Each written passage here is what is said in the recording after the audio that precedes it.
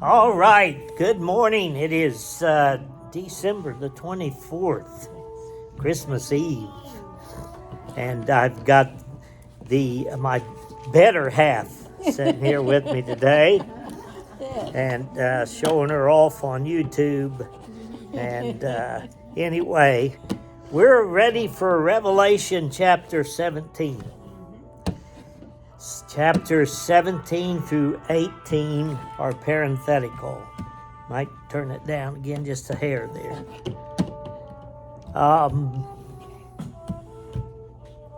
We've talked about parentheticals, and those are hard to understand, I know, and even more hard to explain sometimes, I think, but I'm working on it.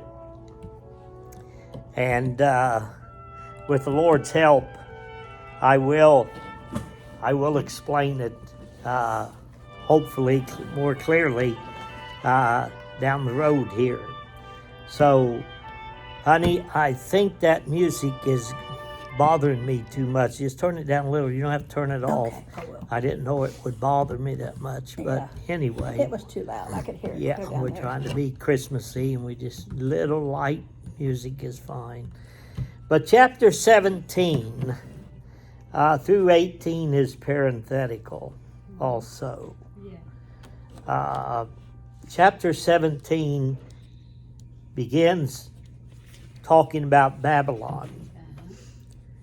In verse 5, we read, "And on her forehead a name was written, Mystery Babylon the Great, the mother of harlots and of the abominations of the earth."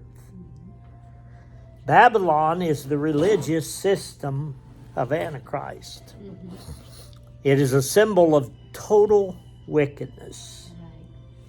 It is made up of all false religions, including the apostate church of Revelation 3:16 that the angel talked about being lukewarm, neither cold nor hot. And he said, God said, because you're neither cold nor hot but lukewarm, I will spew you out of my mouth. Judy referred to that earlier about her coffee. Yes. And said if it's lukewarm, she will spew it out of her mouth. Well, that's the way I am too. I don't like it cold, and I don't like it lukewarm. I like it hot.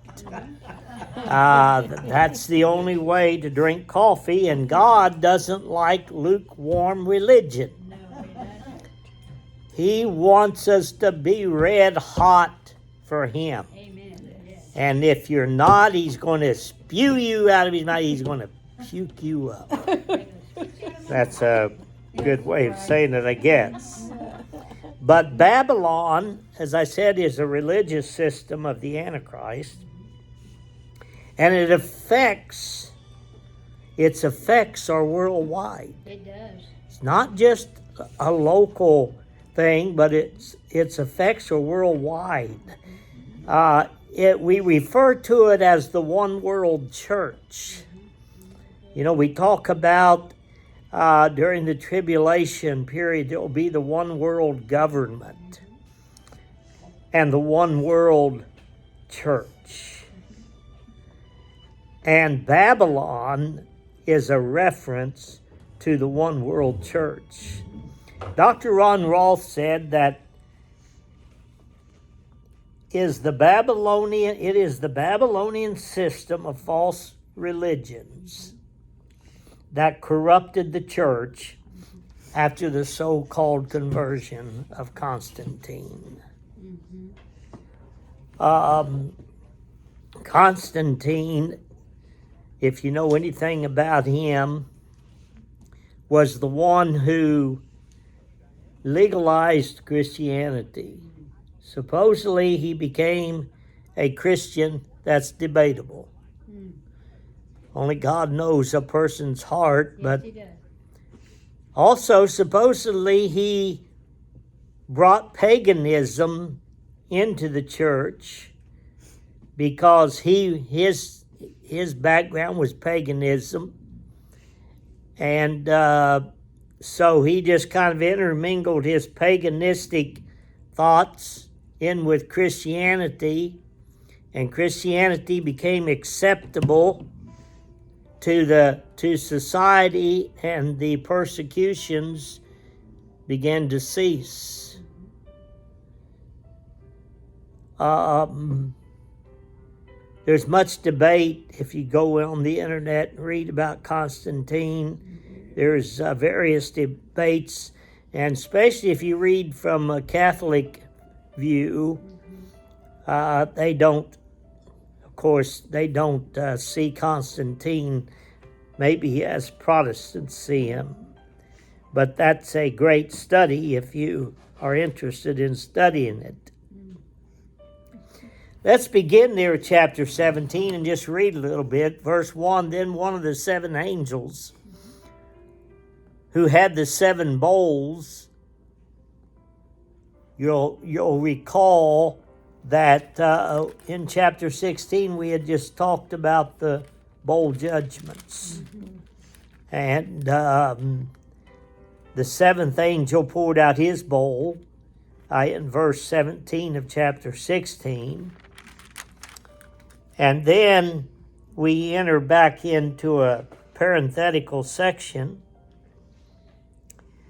And one of the 7 angels who had the 7 bowls came and talked with me, saying to me, come, I will show you the judgment of the great harlot, who sits on many waters, with whom the kings of the earth committed fornication, and the inhabitants of the earth were made drunk with the wine of her fornication. So he carried me away in the spirit into the wilderness, and I saw a woman sitting on a scarlet beast, which was full of names of blasphemy, having 7 heads and 10 horns. The woman was arrayed in purple and scarlet, and adorned with gold and precious stones and pearls, having in her hand a golden cup full of abominations and the filthiness of her fornication. The great harlot, mentioned here as representative of the ecclesiastical and political system, the church and the government. It is referred to as apostate Christendom. It is apostasy at its worst. It is described as a great harlot, which refers to Babylon's abominable religious idolatry. You can read about Babylon's idolatry and how Israel got involved in all of that in Jeremiah chapter 23. David Levy says that perverted paganism is the epitome of spiritual idolatry. Perverted paganism.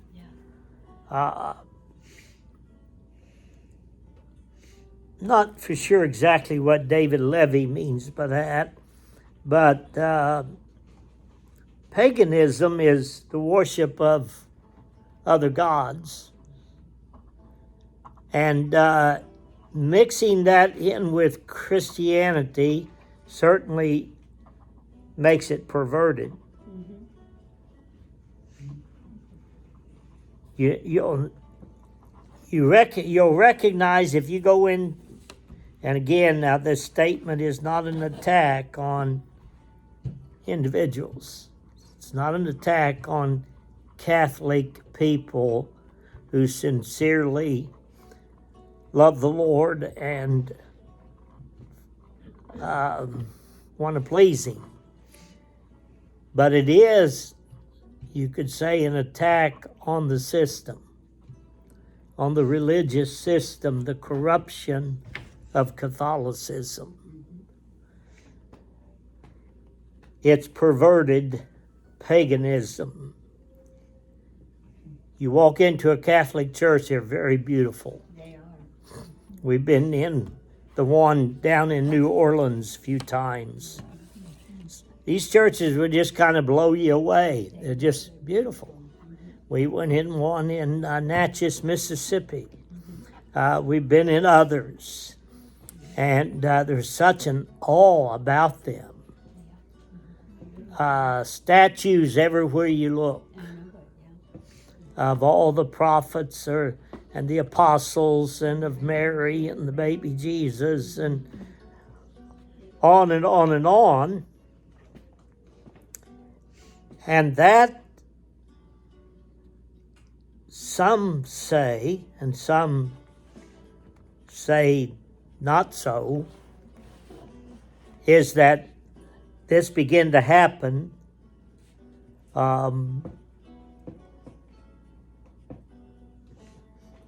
see, Tony, I have the same problem you do sometimes. My mind plays havoc with me. Under Constantine, when he brought paganism and mixed it in with Christianity, many waters, it says that this harlot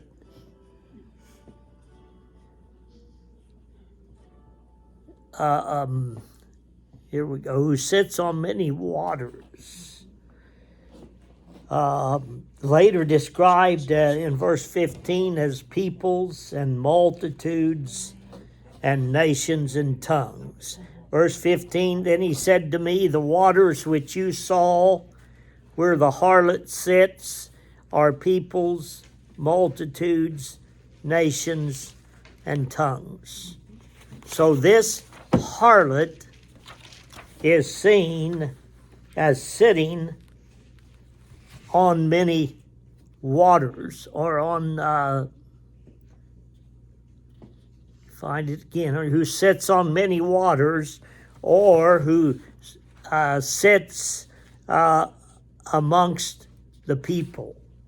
Verse 15, she sits amongst the peoples, the multitudes, the nations, and tongues. So she has a great influence on the world, on society, on people, on nations, and so on. Revelation 17:2 tells us that the kings of the earth have committed fornication, and the inhabitants of the earth have been made drunk with the wine of her fornication. David Levy says, captivated by its charm, the whole world will become intoxicated by its idolatrous religious system. Babylon will gain worldwide domination by permeating every area of society. Pagan religions, apostate Christianity, political powers. I don't know of any church or religious group that has seemingly more influence over the world in religion than the Catholic Church. You think about it. You listen to the news, you watch Fox News, and all these commentators and people, they talk about being Christian. They're all Catholic for the most part. So the Catholic Church has a strong influence on people. They're captivated by its charm. As I said, you walk into a Catholic church and they're beautiful. They're very captivating. Doesn't mean that it's true, but it's very captivating. They have a influence. I don't remember now exactly how it's said, but they say you give us your child until he is a certain age, and he'll be Catholic for the rest of his life. They have a power and influence over people's lives. The woman and the great harlot are one and the same, symbolic of Babylon. Revelation 18:10 describes her as that great city, Babylon. Donald Metz says in his book that while the harlot is Babylon, Rome is in mind in any culture built on defiance and rebellion against God. Now let's look at that a minute.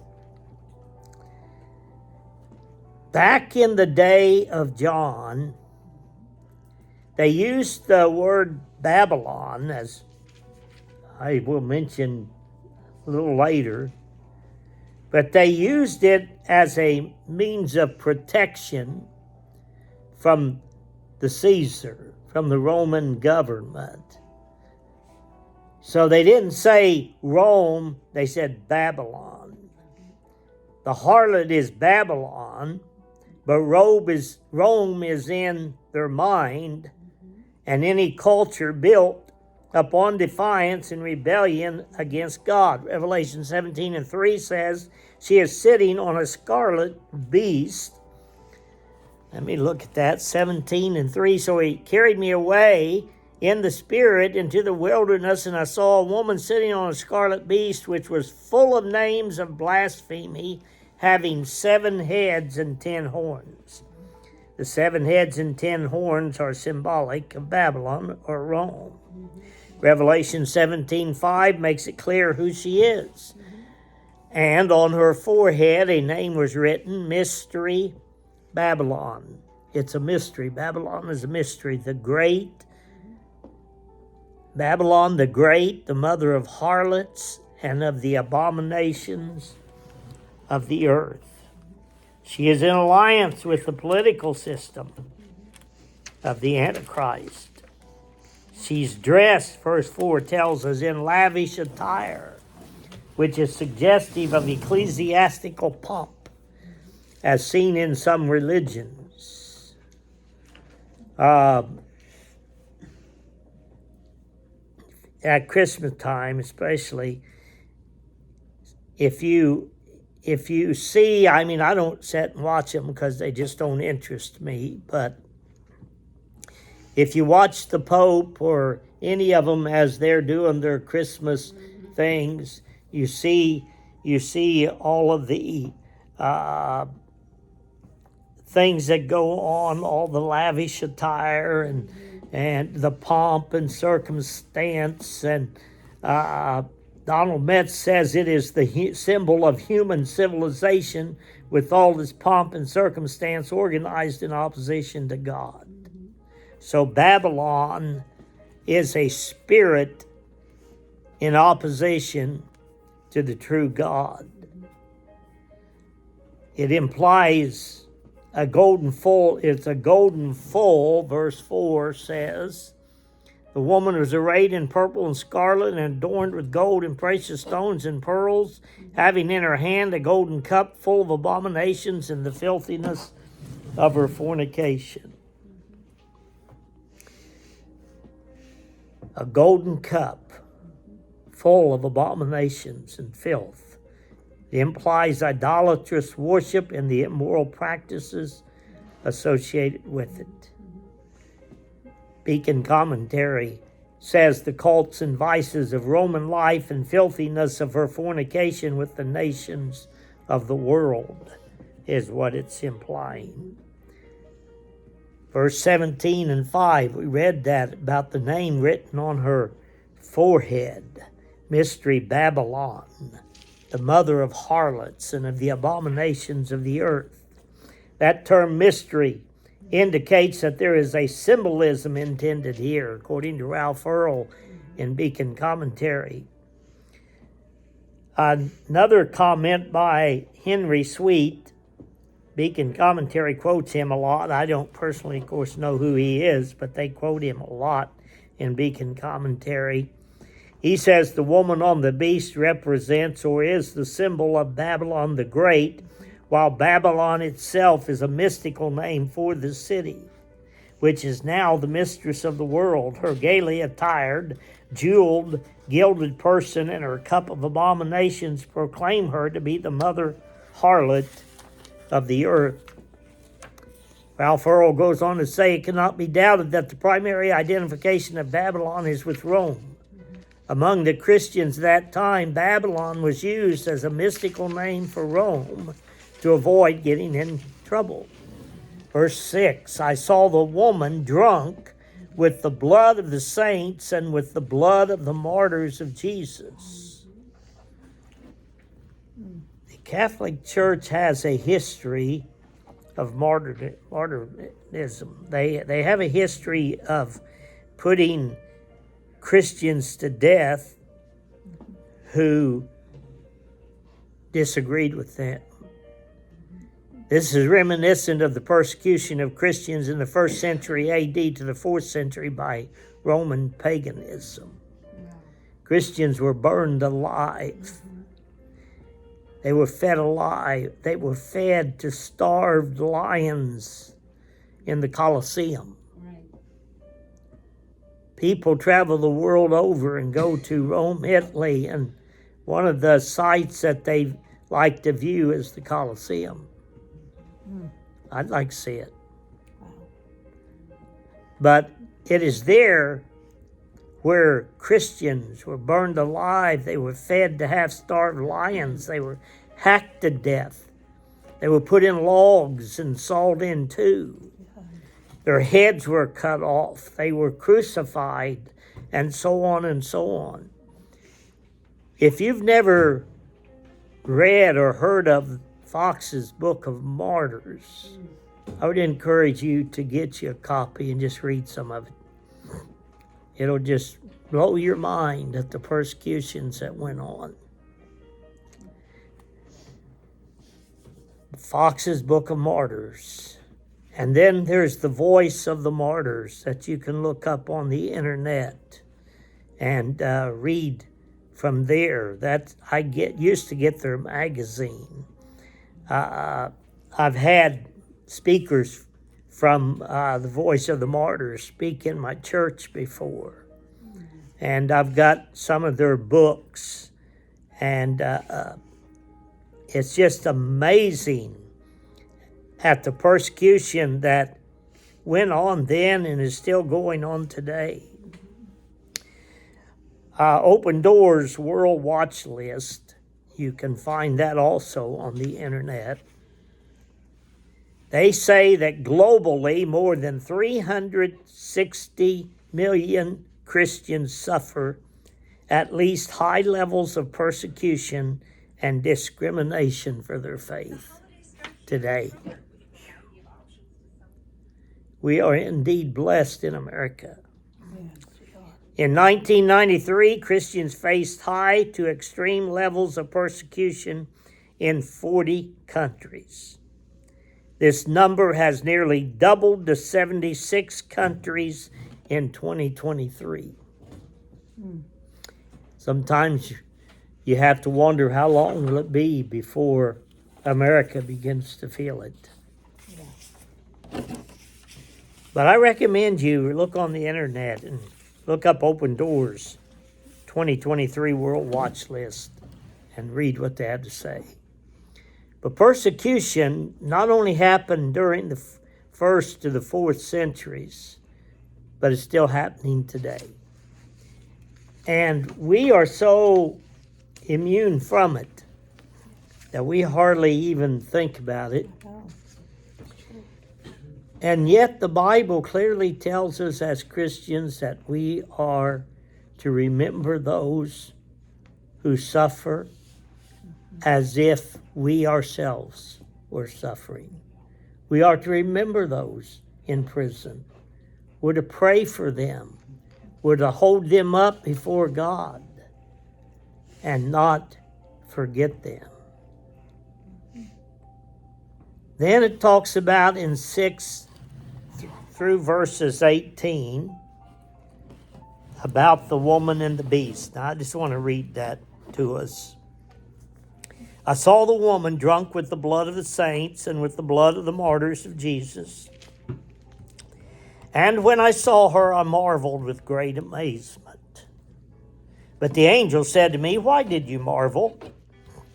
I will tell you the mystery of the woman and of the beast that carries her, which has the 7 heads and the 10 horns.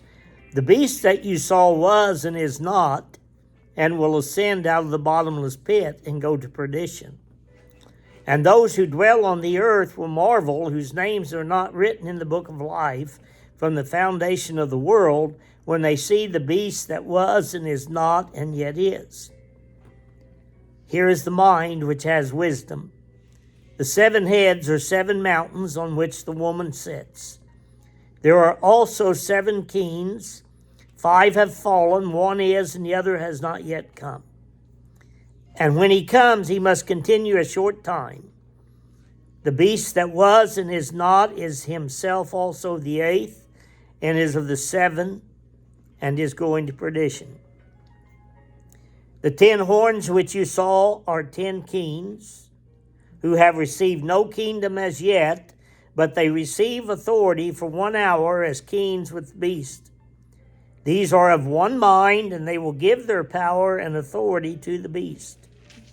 These will make war with the Lamb, and the Lamb will overcome them, for he is Lord of lords and King of kings, and those who are with him are called chosen and faithful. Then he said to me, the waters which you saw where the harlot sits are peoples, multitudes, nations, and tongues. And the 10 horns which you saw on the beast, these will hate the harlot, make her desolate and naked, eat her flesh, and burn her with fire. For God has put it into their hearts to fulfill his purpose, to be of one mind, and to give their kingdom to the beast, until the words of God are fulfilled. And the woman whom you saw is that great city which reigns over the kings of the earth. Now let's just break that down for a minute. The woman and the beast. Reading through that, we see that the woman is representative of the city of Rome, which is Vatican City. Right.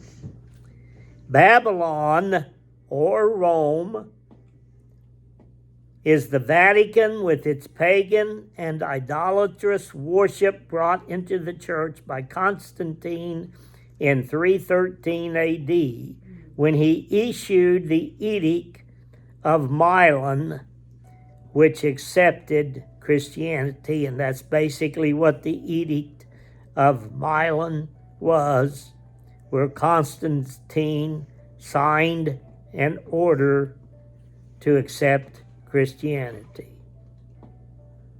10 years later, it had become the official religion of the Roman Empire. Now, as I said earlier, there's much debate about Constantine and his effects on Christianity. Perhaps a study for those interested would be helpful. Then it talks about the beast. The beast is representative of the revived Roman Empire. He was and is not. The Roman Empire was during the time of Christ. It was the Roman soldiers who hung Jesus on the cross. The Roman Empire is not in existence right now. The 7 heads and 10 horns of the beast,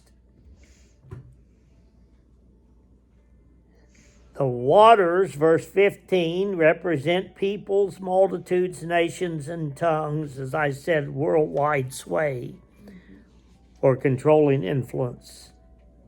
She is called a harlot in verse 15 because of her unfaithfulness to the true God of heaven and committing spiritual fornication or adultery by serving false gods. Now it's interesting about the murder of the harlot, or this woman, in verses 16 through 18. The luster, beauty, and seduction that this woman will have finally lost its lure. And the 10 horns, or the revived Roman Empire, will rise and kill her. They will make her desolate. Verse 16.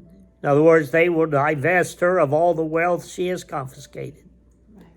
So, Vatican City, Rome, will be brought down.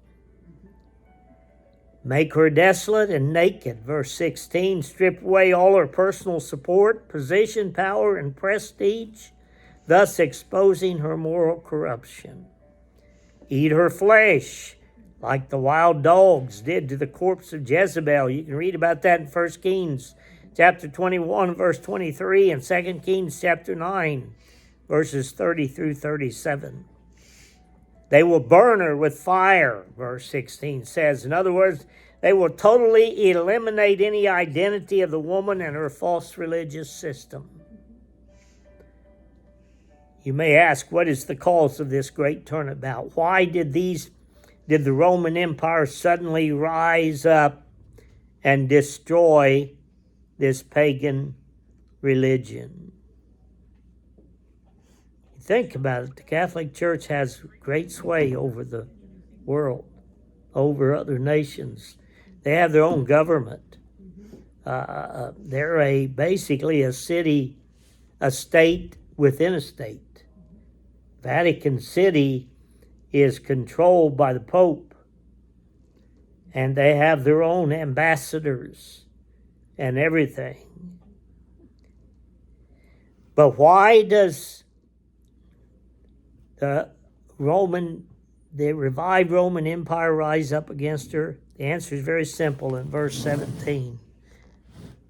It's to say there, for God has put it into their hearts to fulfill his purpose, to be of one mind and to give their kingdom to the beast until the words of God are fulfilled. The answer is God. God put it in their hearts and minds to do it. I believe God still does that today, don't you? I pray sometimes I say something that really has me concerned, and I just ask God, Lord, will you put it in their heart or their mind to do what's right, to do this or that. But God put it within their heart. The 10 kings or the 10 horns of the beast or the Antichrist will now agree to give their full allegiance to the Antichrist, who will unite the world's religious and political systems under his control. It will become one power, the one world order and the one world church. And it will all be controlled by the Antichrist. And the world leaders, Scripture tells us, will agree to give their power and authority to the Antichrist. Well, I'll have to admit I struggled somewhat today. I don't know why. Once in a while I do. And I apologize for that, but I hope you got something out of this. Yep. So if you didn't, I can repeat it next Sunday.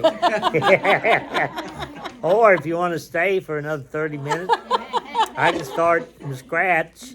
Summarize again. Yeah, but sometimes, my mind gets... Don't turn it off yet.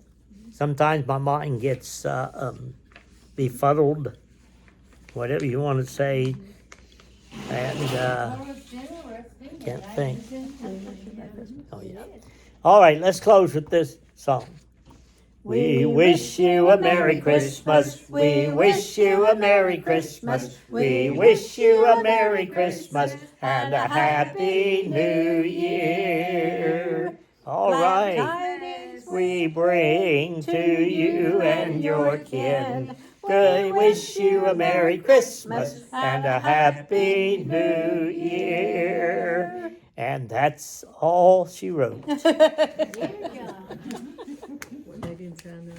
What? We didn't? We didn't what? Not in this card. We didn't what? You're a blessing, but I thought it. Oh.